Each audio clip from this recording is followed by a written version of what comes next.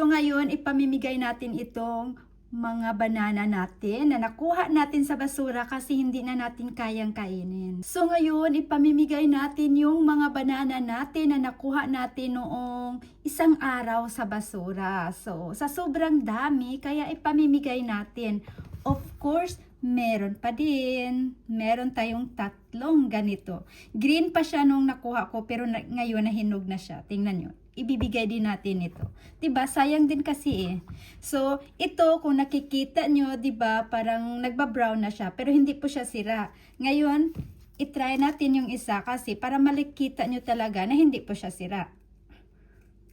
So, i-try natin, i-open natin yung isa para makita nyo talaga. Yan. Hindi po siya sira. Hindi po siya sira.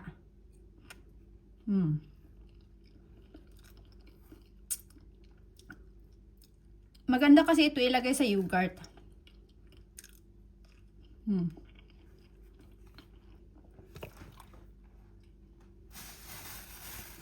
Kaya ilagay na natin.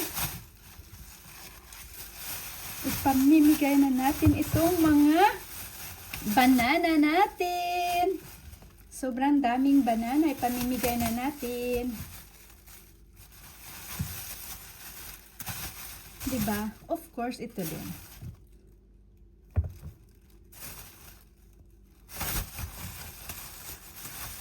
So, yan po. Ibibigay natin kay ate.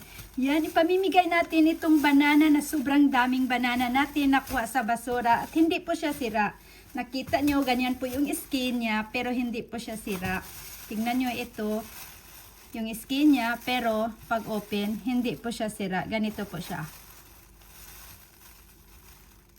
Sobrang ganda pa sa loob. Dahil lang yan sa maginaw kasi sa labas. Kaya yan, ganyan.